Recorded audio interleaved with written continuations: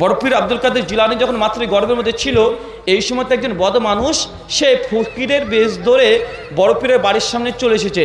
মানুষ কিন্তু বদ, কিন্তু ফকিরের বেশ ধরে এসেছে কেন? কারণ আব্দুল কাদের জিলানী রাহিমাহুল্লাহর মাকে দুনিয়ার কোন মানুষ দেখে নাই। সবাই শুনেছে অনেক বড় আবেদা, অনেক বড় পরেশগার নারী, তাকে কেউ দেখে নাই, তার হাত পর্যন্ত স্পর্শ করতে পারে নাই। কিন্তু বদ মানুষ ভাবছে যে আজকে এই মহিলাকে আমি দেখবো, তার জন্য ফকিরের বেশে বড় পীর আব্দুল কাদের জিলানীর মায়ের বাড়িতে চলে এসেছে। তখন পীর সাহেব কোথায় বলেন তো? পেটের মধ্যে আছে, মানে 4-5-6 মাস বয়স, পেটের ভেতরে চলছে। কথা বুঝতে পারলেন? কারামত তখন থেকে শুরু হয়ে গেছে। তারপরে বলছে হঠাৎ করে দেখছি যখন ফকির যখন বাড়িতে চলে আসলো, বলছে মা 4টে ভিক্ষে দিবি।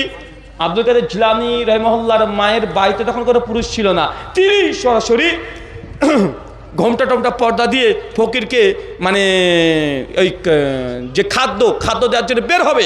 কিন্তু বড় পীর বুঝে নিলেন পেটের মধ্যে থেকে তার মায়ের সঙ্গে শ্লীলতাহানি করতে চাচ্ছে।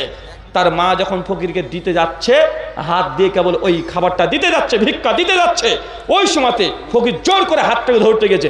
আর বড় পীর পেটের মধ্যে থেকে বাঘের রূপ ধরে এসে একদম ফকিরটাকে মানে ওই ব্যক্তিকে, বদমাশকে ধরে খামচে উল্টে পাল্টে কাত করে পাতলে ফেলে দিয়েছে।